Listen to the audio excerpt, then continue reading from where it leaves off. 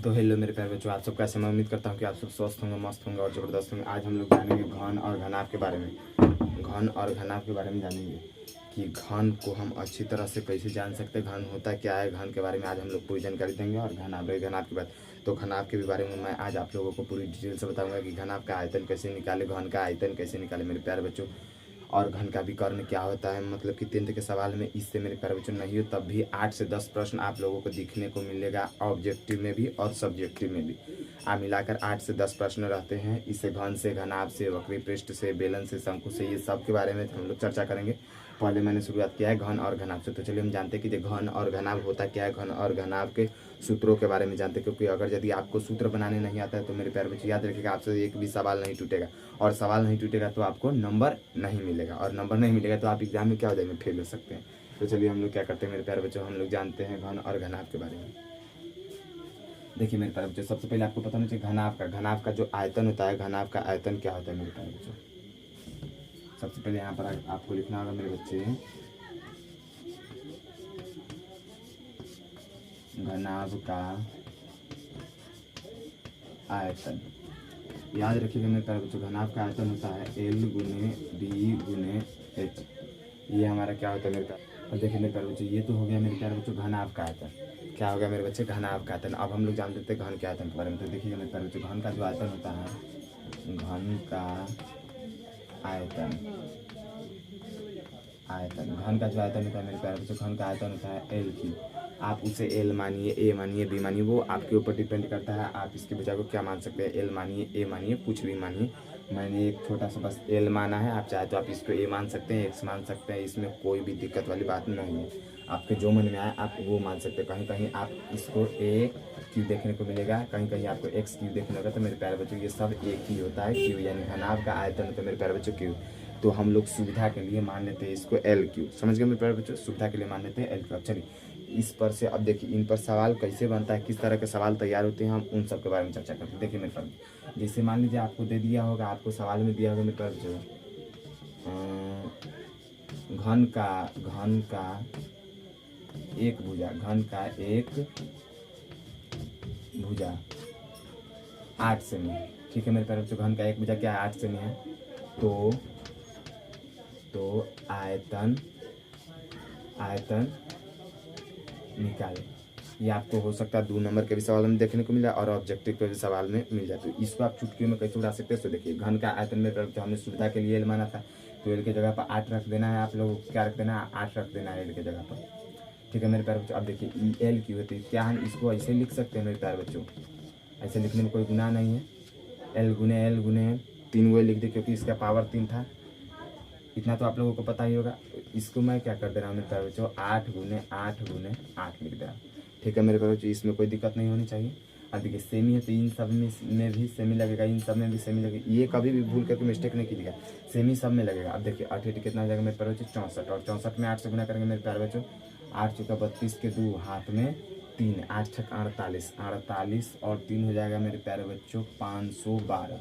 कितना हो जाएगा मेरे प्यारे बच्चों, 512। कितना हो जाएगा मेरे प्यारे बच्चों, 512। अब देखिए यहाँ पर भी सेमी है, यहाँ पर भी सेमी है, और यहाँ पर भी सेमी में सेमी से गुना होगा, सेमी स्क्वायर होता है। अब स्क्वायर में ये वो सेमी बढ़ गया, कितना हो गया मेरे प्यारे बच्चों, सेमी क्यू हो गया। क्या हो गया मेरे भाई, सेमी क्यू हो गया। क्या हो गया मेरे भाई, सेमी क्यू हो गया। आप देख लीजिए, अब घनाभ का आयतन निकाल करके मैं आप लोगों को दिखाता हूँ।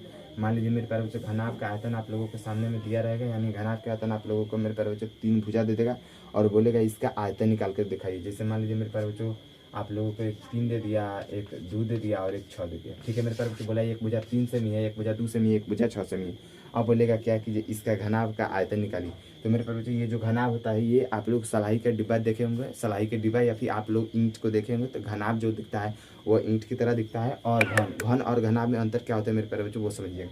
देखिए घन जो होता है ना, ब्रेड के कार्टून देखोइएगा कभी कभार, तो ब्रेड के कार्टून के जैसा जो होता है ना, वो हमारा घन होता है। लेकिन घनाभ जो होता है ना मेरे प्यारे बच्चों, ये आपको सलाई के डिब्बे के जैसे दिखाई देगा। और नहीं तो आप आजू बाजू में आप ईंट देखे होंगे, ईंट का मतलब जिससे घर या फिर दीवार तैयार होता है, जिससे दीवार तैयार होता है। समझ गए मेरे प्यारे बच्चों, तो घनाभ जो होता है ईंट की तरह होता है, दिखाई देता है। यानी दोनों में अंतर यही है, ये थोड़ा चकरा छोड़ा फैला हुआ होता है, ये थोड़ा फैला हुआ नहीं होता, सिकुड़ा हुआ होता है।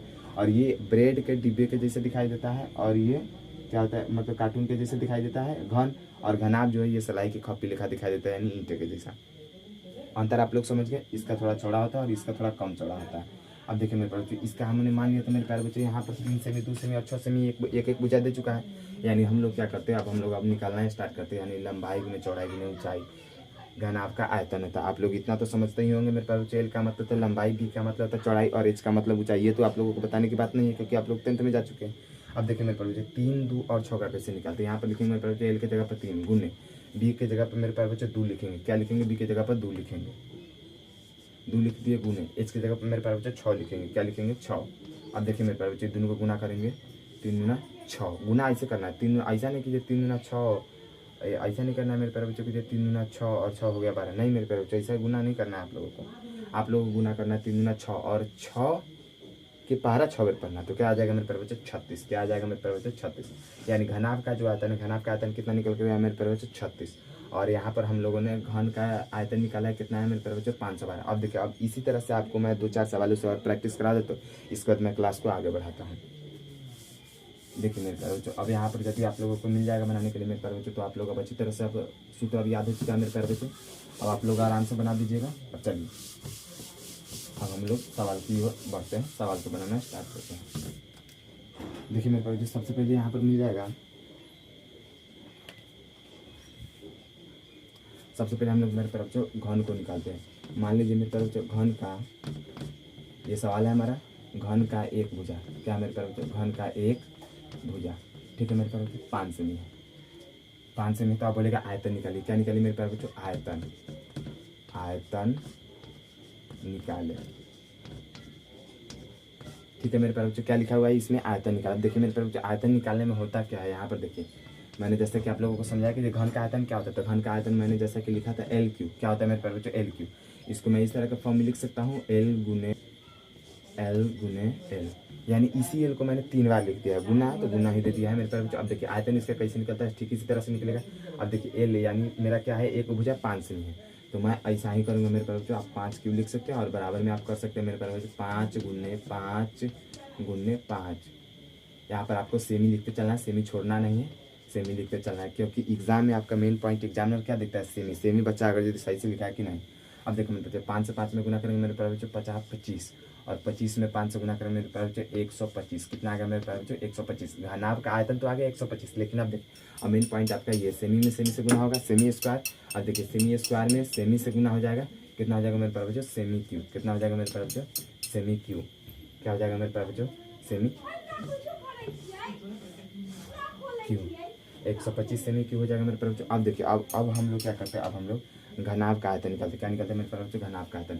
मान लीजिए यहाँ पर एल बराबर दे दिया हुआ है मेरे प्यारे बच्चों 6, और बी बराबर यहाँ पर दे दिया हुआ है मेरे प्यारे बच्चों 8, और एच बराबर दे दिया हुआ है मेरे प्यारे बच्चों 3। ठीक है, ये सब सवाल दे दिया हुआ। अब बोलेगा घनाभ का आयतन निकालिए। क्या निकालिए मेरे प्यारे बच्चों, आज मैं आप लोगों को एकदम घनाभ का आयतन एकदम अच्छी तरह से समझा दूंगा मेरे प्यारे बच्चों। घनाभ का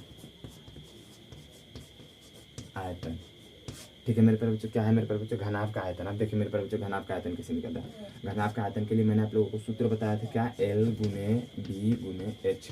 इस तरह का मैंने एक आप लोगों को सूत्र बनाया था। अब देखिए इस सूत्र को हम लोग लागू कैसे करते हैं, देख लीजिए। एल की जगह पर कितना मेरे प्यारे बच्चों, 6 गुने, बी की जगह पर कितना है, 8 रखेंगे।